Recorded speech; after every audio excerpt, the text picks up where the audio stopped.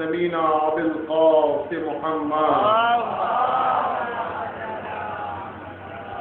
وآل بيته الطيبين الطاهرين المعصومين المظلومين من يومنا هذا إلى قيام يوم الدين. أما بعد فقد قال رسول الله صلى الله عليه وآله وسلم أول ما خلق الله نوري. صلوات بھیجیے گا محمد و آل محمد. حضرات، جیسا کہ آپ کے علم میں ہے کہ ہر سال اس محفل کو خطاب فرماتے تھے خطیب اکبر عالی جناب مولانا مرزا محمد اطہر صاحب قبلہ، لیکن اچانک ان کی طبیعت ناساز ہو گئی، جس کی وجہ سے وہ تشریف نہیں لا سکے، اور انہوں نے مجھے حکم دیا کہ میں آپ کی خدمت میں ذکر فضائل امیر المومنین عرض کروں. بہرحال ان کی یہاں پر کمی تو محسوس ہو رہی ہے. اللہ انہیں جلد سے جلد صحت کاملہ عنایت فرمائے، اور آئندہ سال حسب دستور ثابت وہ تشریف لائیں اور اپنے نورانی بیان سے مومنین کے دلوں کو منور فرمائیں. میں پہلے تو اپنی طرف سے اور حوزہ علمیہ جامع تبلیغ کے تمام اراکین، اساتذہ، تلامذہ کی طرف سے امام ولی علیہ السلام کی بارگاہ میں امیر المومنین حضرت علی ابن ابی طالب علیہ السلام کی ولادت کی مبارکباد پیش کرتا ہوں. ایک بلندتر صلوات بھیجیے گا محمد و آل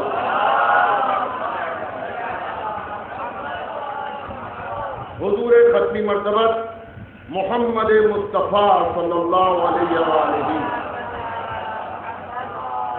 نے ارشاد فرمایا کہ اول ما خلق اللہ نوری. اللہ نے سب سے پہلے میرے نور کو خلق کیا، اور پھر ارشاد فرمایا کہ انا وعلی من نور واحد، میں اور علی ایک ہی نور سے خلق ہوں. عزیزان گرامی، حضور ختمی مرتبہ کی اس حدیث کی روشنی میں اگر عالم اسلام غور کرے تو اسے محسوس ہوگا کہ جب کائنات میں کچھ بھی نہ تھا، نور سرور کائنات اور نور امیر المومنین موجود تھا. نہ آدم تھے، نہ بنی آدم تھے، مگر یہ نور تھا. نہ نوح تھے، نہ کشتی نجات تھی، مگر یہ نور تھا. نہ ابراہیم تھے، نہ آتش نمرودیت تھی، مگر یہ نور تھا. نہ موسیٰ تھے، نہ کوہ طور تھا، مگر یہ نور تھا. نہ عیسیٰ تھے، نہ قوت گویائی تھی، مگر یہ نور تھا. نہ سلیمان تھے، نہ عظیم سلطنت تھی، مگر یہ نور تھا. نہ یوسف تھے، نہ حسن و جمال تھا، مگر یہ نور تھا. نہ زمین کا فرش تھا، نہ آسمان کا شامیانہ تھا، مگر یہ نور تھا. بس یوں سمجھ لیجیے کچھ بھی نہ تھا مگر یہ نور تھا. اور اللہ نے جب اس نور کو خلق کیا تو اس نے بھی محسوس کیا کہ کوئی ہے جس نے ہمیں خلق کیا ہے. تو اس نور کاملہ میں اپنی پیشانی کو سجدے میں رکھ دیا، اور سجدے میں رکھ کر اتنے سجدے کیے کہ تعداد سجدہ تو نہیں بیان کی جا سکتی، مگر اس نورانی ماحول میں کہ جہاں چاروں طرف نور ہی نور ہو، سجدے اتنے کیے کہ جبین رسالت پر 1,23,999 پسینے کے قطرے نمودار ہو گئے. اور جب پسینے کے قطرے نمودار ہوئے تو قدرت نے بھی کہا اے نور کاملہ، اگر تم نے میری محبت میں سجدہ کیا ہے تو ہم ان پسینے کے قطروں کو رائگاں نہ کریں گے، بلکہ ایک ایک قطرے سے ایک ایک نبی بنتا گیا. کبھی آدم بنے، کبھی نوح بنے، کبھی ابراہیم بنے، کبھی موسیٰ بنے، کبھی عیسیٰ بنے. نبوتیں بنتی گئی اور اس نور کاملہ کا طواف کرتی رہی. چلیے یہ تو عالم نور میں طے ہو گیا کہ نبوتیں حضور کے پسینے کے قطروں کا نام ہے. اب کوئی یہ بحث نہ کرے کہ اہل بیت افضل ہے یا آدم، نوح افضل ہے یا آدم، ابراہیم افضل ہے یا آدم، موسیٰ افضل ہے یا آدم. عالم نور کو دیکھ لو، بات سمجھ میں آ جائے گی. نبوتیں حضور کے پسینے کے قطروں کا نام ہے اور امامتیں حضور کے دل کے ٹکڑوں کا नाम है।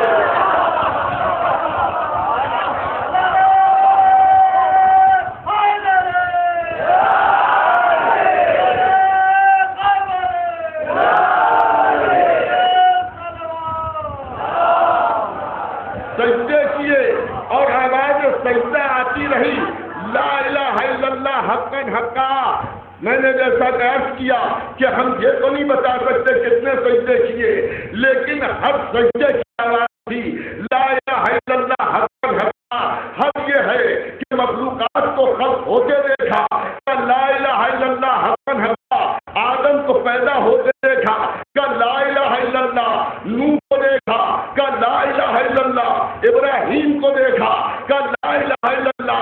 मूसा को देखा, ला इलाहा इल्लल्लाह। इतना ला इलाहा इल्लल्लाह, ला इलाहा इल्लल्लाह कहा कि अब कुदरत की ये सोचने लगी कि कोई तो हो जो ला इलाहा इल्लल्लाह के साथ मोहम्मद रसूलुल्लाह भी कहे, कोई तो हो जो मोहम्मद रसूलुल्लाह भी कहे। तो अब दूसरी मखलूक नहीं खलकी, बल्कि उसी नूर के दो टुकड़े कर दिए। अब आधा नूर अगर ला इलाहा इल्लल्लाह में मसरूफ है तो आधा नूर मोहम्मद रसूलुल्लाह कह रहा है, आधा नूर मोहम्मद रसूलुल्लाह कह रहा है।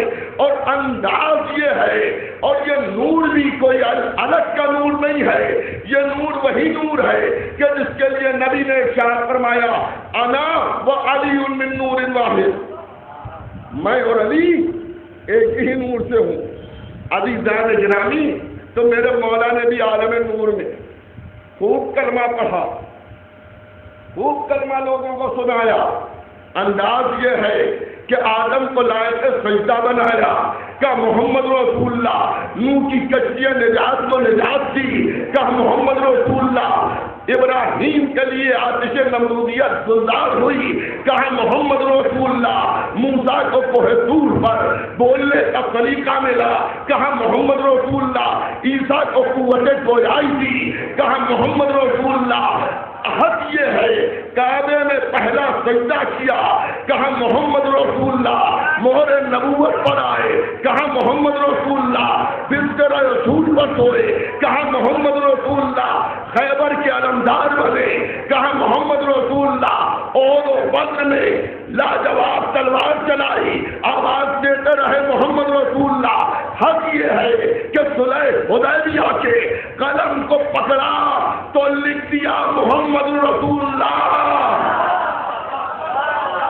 इतना मोहम्मद रसूलुल्लाह कहा, इतना मोहम्मद रसूलुल्लाह कहा, इतना मोहम्मद रसूलुल्लाह कहा कि गदीर के मोहम्मद रसूलुल्लाह को हाथों को उठा के कहना पड़ा, अली वलीउल्लाह।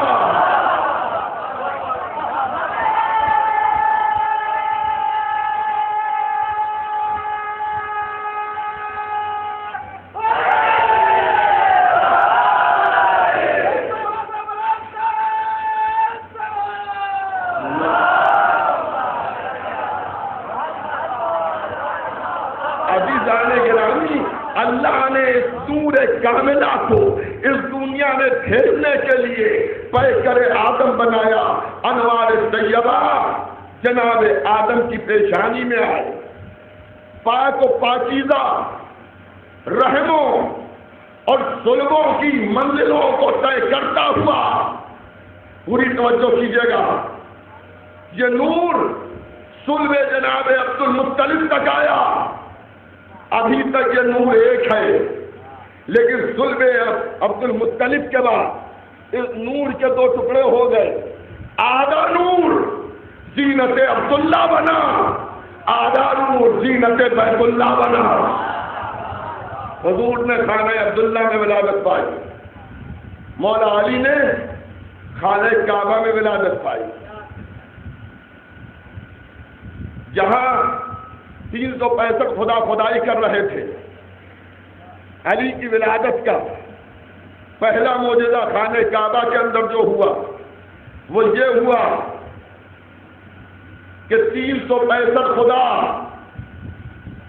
जो लोगों ने बनाए थे सब के सब औंधे मुंह गिर गए। اب میرا جوش ایمانی یہ کہتا ہے علی کا بچپن دیکھ لے زمانہ تو علی کی جوانی سمجھ میں آ جائے گی.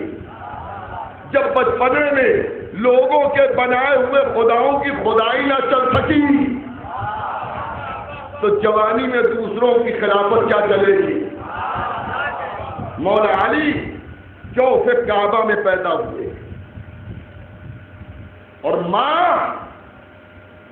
عام راستے سے نہیں آئی جس سے سب جاتے تھے.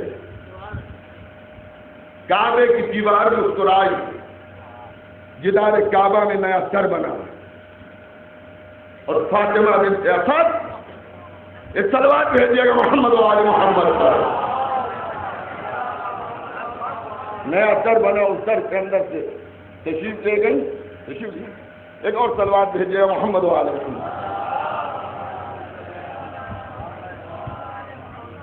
حضرات جشن ولادت ہے, باواز بلند درود بھیجیے محمد و آل محمد پر.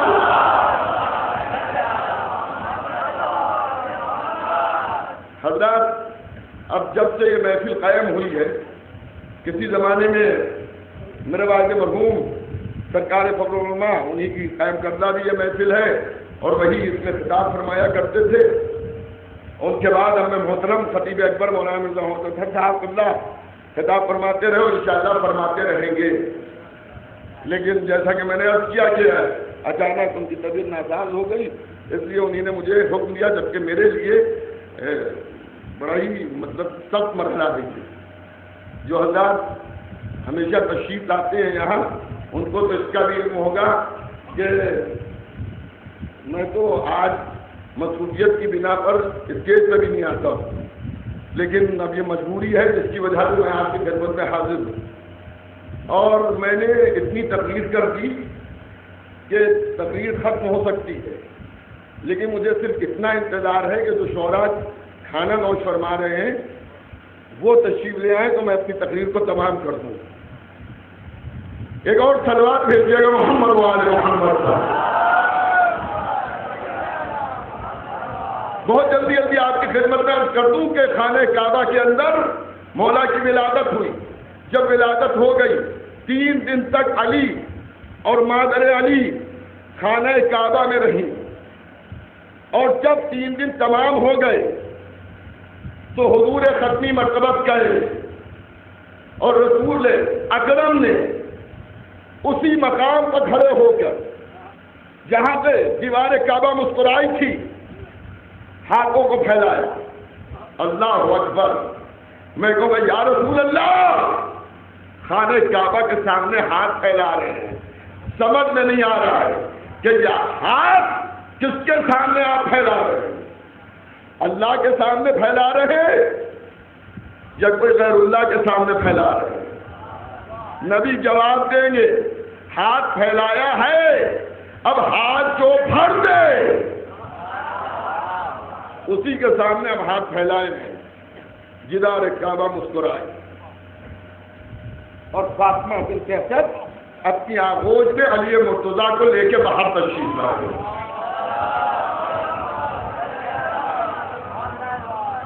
اور جیسے باہر تشریف لائی تو نبی نے مولا کو گود میں لیا تو فاطمہ بنت اسد رحمۃ اللہ علیہ نے ارشاد فرمایا کہ یا رسول اللہ, یہ آپ کا بھائی 3 دن ہو گئے ان کی ولادت کو, مگر ابھی تک انہوں نے آنکھیں نہیں کھولی ہیں. تو نبی نے ارشاد فرمایا چچی جان گھبرائیے نہیں, ابھی آنکھیں کھولتے. اپنے چہرے کو مولا کے چہرے کے سامنے لائے. جیسے امامت کا چہرہ رسالت کے سامنے آیا اور رسالت کا چہرہ امامت کے سامنے آیا, علی نے مسکرا کے آنکھیں کھول دی. علی نے مسکرا کے آنکھیں کھول دی. دیکھیے ہر ایک کو دیکھ کے نہیں مسکرایا جاتا.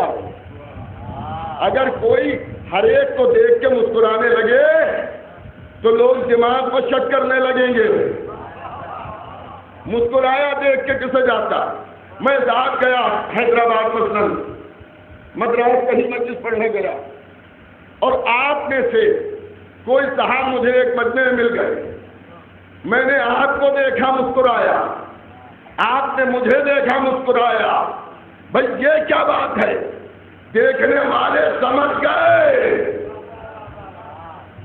کہ پرانی ملاقات ہے. مسکرایا اسے دیکھ کے جایا جاتا ہے کہ جس سے پہلے ملاقات ہو چکی ہو. علی کا مسکرانا یہ بتا رہا ہے کہ یہ نہ سمجھنا عالم وجود میں پہلی ملاقات ہے. ارے ہم تو عالم نور سے ایک ساتھ ہیں. عالم نور سے ہم ایک ساتھ ہیں. دونوں مسکرائے. ایک نے دوسرے کو اپنی زبان دی. زبان دینے کے بعد نبی نے کہا کچھ سنائیے. علی کہتے کیا سناؤں؟ تو انہوں نے کہا تھا توریت سنائیے, زبور سنائیے, انجیل, قرآن. بس تقریر تمام ہو رہی ہے. ایک دعوت فکر سوچیے گا, 4 کتابوں کے نام لیے اور چاروں سنائیں, لیکن 3 کتابیں ایسی ہیں جو نازل ہو چکی ہیں. قرآن تو ابھی نازل ہی نہیں ہوا ہے. قرآن نازل ہوگا ابھی 10, 12, 13 سال بعد. تو جو کتاب ابھی لکھی نہیں گئی ہے اسے کیا پڑھیں. لیکن سب یہ کہتے ہیں کہ مولا نے قرآن سنایا, اور خالی سنایا نہیں, نبی نے یہ کہا کہ جیسا میں پڑھتا ہوں ویسے ہی آپ نے پڑھا. تو یہ علی یہ سنایا کیسے آپ نے قرآن. ہمارے یہاں تو مدرسوں میں قرآن رکھا جاتا ہے اور طالب علم پڑھتے ہیں, اس میں بھی اگر کچھ ذہن ہے تو محنت کی جاتی ہے اس کے اوپر. ابھی قرآن نازل نہیں ہوا, آپ نے قرآن سنایا کیسے؟ مولا کہیں گے غیروں میں ہم نے یہی فرق ہے. غیر یہاں آ کے جب قرآن نازل ہو گیا تب پڑھتے ہیں, ہم نزول قرآن سے پہلے قرآن سناتے ہیں. تو آئیے ذرا قرآن کی تعریف پوچھیں, قرآن کہاں سے آیا. ہم تو اردو بولنے والے ہیں, ہمارے گھروں میں قرآن ضرور ہے. قرآن سے ہمارا رشتہ بھی دوہرا ہے. ایک تو اللہ کی کتاب ہے اور دوسرے والدہ کے جہیز میں قرآن ملتا ہے. لڑکے والے کچھ جہیز نہیں دیں گے کہ اللہ تو قرآن کے ساتھ رخصت کر دیں گے. یہ اور بات ہے کہ اس قرآن کا استعمال کتنا ہوتا ہے یہ تو سب جانتے ہیں. کبھی کبھی ایسے بھی گھر ہوتے ہیں کہ جہاں جب کوئی بیمار ہے تو قرآن کی دھول جھاڑی گئی اور اس کی ہوا دے دی گئی. کوئی مسافر جا رہا ہے تو ذرا اس کے نیچے سے چلا جائے, تب یہ الگ کی بات ہے.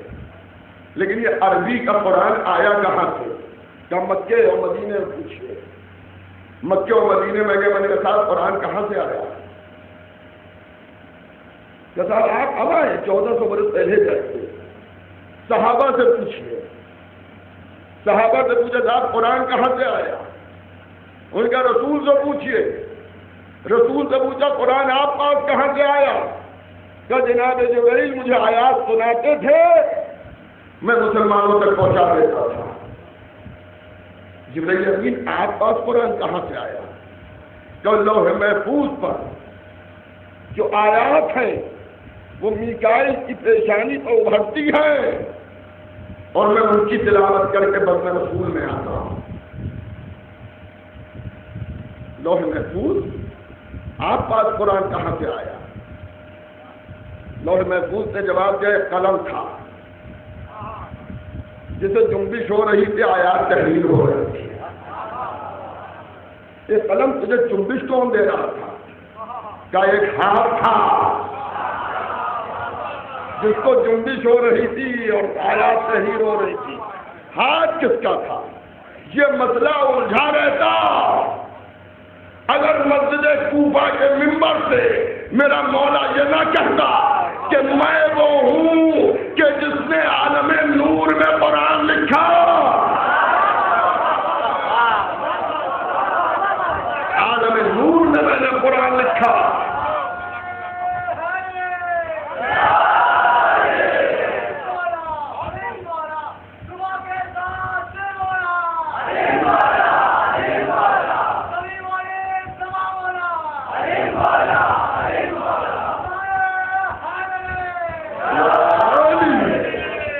ابھی جانے گرامی تو مولانا کا میں وہ ہوں جس نے عالم نور میں قرآن لکھا، آپ سمجھ گئے؟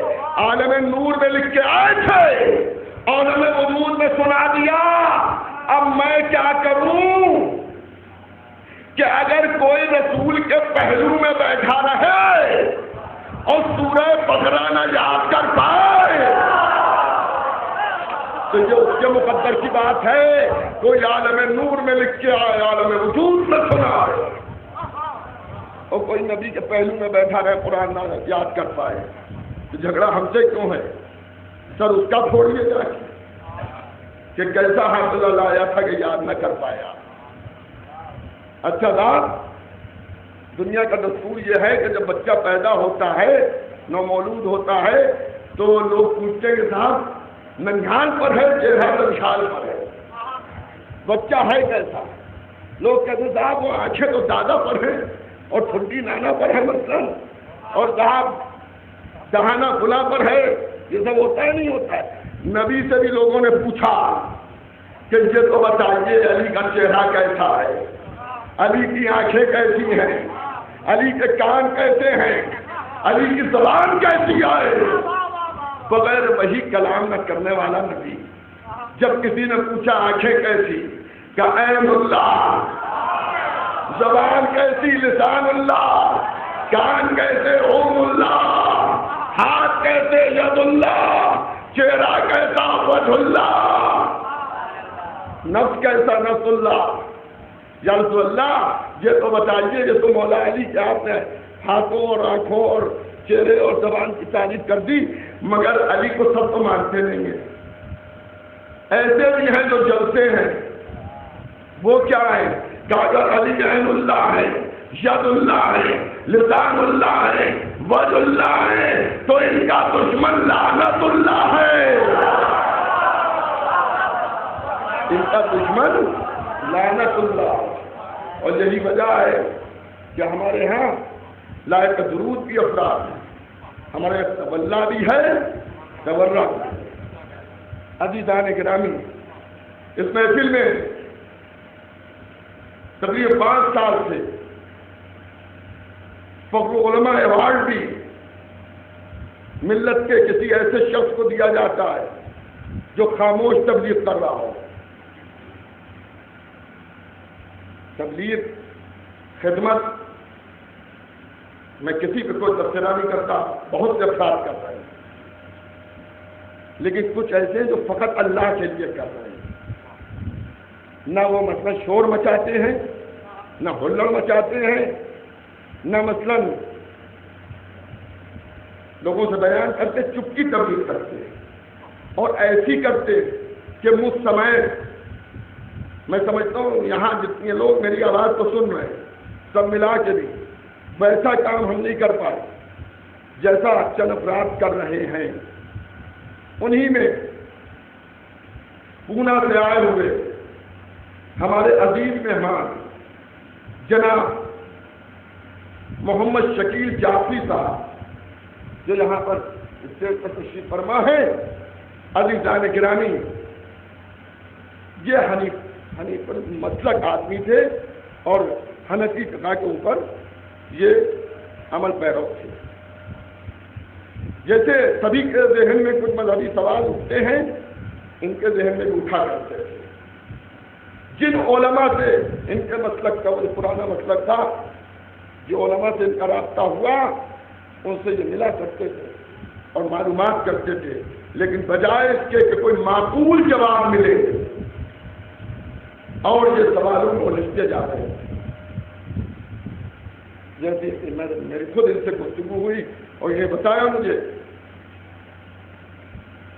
کہ ہم نے جن علماء سے گفتگو کی، جاننے والوں سے معلومات کی، تو انہی نے خدائی ہمارے سامنے ایسی پیش کی کہ جس سے ہم اللہ کو ظالم تصور کرنے لگے۔ مثلاً عام طور سے ہمارے اوپر بھی جو اعتراض ہوتا ہے وہ یہ ہوتا ہے نا صاحب جو اللہ چاہتا ہے وہ ہوتا ہے۔ شہادت امام حسین کے موقع پر افضل حسین صاحب جو اللہ چاہتا ہے، اللہ یہی چاہتا تھا یہی ہو گیا۔ تو یہ بتایا کہ صاحب جب لوگوں نے جو اللہ چاہتا ہے وہ ہوتا ہے. تو جب ہم نے اسپتالوں میں چھوٹے چھوٹے بچوں کو بیمار دیکھا اور مشکلات میں دیکھا تو میں نے یہ سوچا کہ ان سے کون سی غلطی ہوئی ہے کہ اللہ نے ان کو اس مصیبت میں مبتلا کر دیا. یہاں تک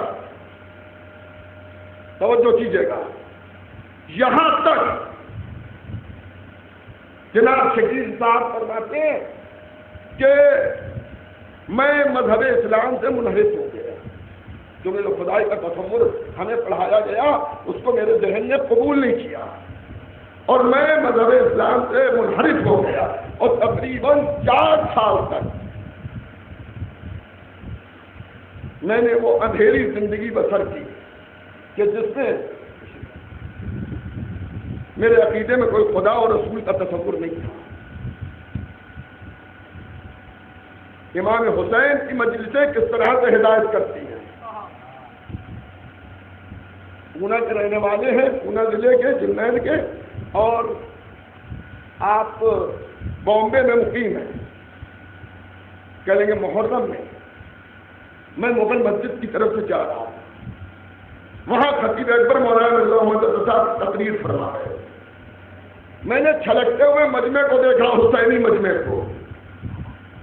اس کو دیکھ کر میرے ذہن میں ایک سوال پیدا ہوا کہ یا تو یہ سب بیوقوف ہیں جو اللہ کو مانتے ہیں، یا میں بیوقوف ہوں جو میں اللہ کو نہیں مانتا. یہ مجلس کے خالی مجمع کو دیکھ کر دل کا اثر ہوا.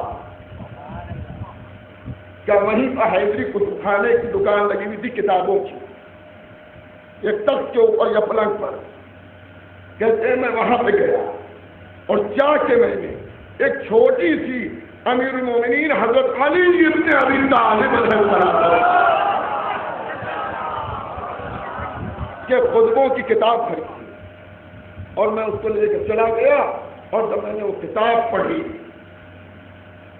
تو صحیح الوہیت کا تصور میرے ذہن میں آنے لگا، اور میں نے مذہب شیعہ کی مختلف کتابوں کو پڑھا اور معلومات کی. اور الحمدللہ جو مسلمان لامذہب ہو چکا تھا وہ مجلس حسین اور تعلیمات اہل بیت کی بدولت سچا مسلمان ہو گیا. مذہب حق کو انہیں نے قبول کیا، خالی مذہب حق کو قبول نہیں کیا. تقریباً 12 غیر مسلمان افراد کو مسلمان بنایا اور تقریباً 50 غیر شیعہ مسلمانوں کو شیعہ بنایا. اور خالی یہ ہوائی گفتگو نہیں ہے، ان لوگوں کے نام، ان کے موبائل نمبر، ان کے پتے، ان کی بلدیت بھی یہ لے کے ہمارے پاس آئے، وہ بھی ہے یہاں پر. اور ان کا تبلیغ کا نرالا ڈھنگ ہے. میں زیادہ دیر اس موضوع پہ آپ کی خدمت میں حال نہیں رہوں گا. نرالے انداز سے لوگوں کو جمع کیا، جمع کر کے ان سے گفتگو کی اور اس کے بعد تبلیغ کی. اور ان کا یہ کام الحمدللہ ابھی جاری ہے. تو کیوں میں کی جانب سے اس سال جناب محمد شکیل صاحب جعفری، یہ جعفری جو ہے فقہ جعفریہ کے اعتبار سے ہے کہ فقہ جعفری کے ماننے والے ہیں، انہی نے الحمدللہ جو خدمت کر رہے دین کی. ظاہر ہے ہم اپنوں کے سامنے فضائل اہل بیت پہنچتے ہیں اور انہی نے دوسروں کو فضائل اہل بیت کا قائل کیا. تو اس سال فخر ایوارڈ جناب محمد شکیل صاحب کو ملے گا. اور میں گزارش کروں گا جناب ڈاکٹر سرفت تقی صاحب سے کہ وہ تشریف لائیں اسٹیج پر اور جناب محمد شکیل صاحب کو فخر علماء ایوارڈ سے نوازیں. ایک صلوات بھیجیے گا محمد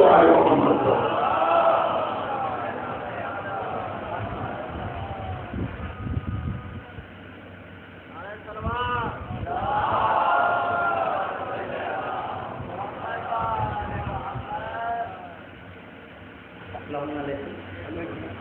لا حول ولا قوة الا بالله العلی العظیم. اعوذ باللہ من الشیطان الرجیم. بسم اللہ الرحمن الرحیم. والصلاة والسلام علی اشرف الانبیاء والمرسلین خاتم النبیین وسیدنا مولانا ابو القاسم محمد الطیبین الطاہرین المعصومین. بسم اللہ الرحمن الرحیم.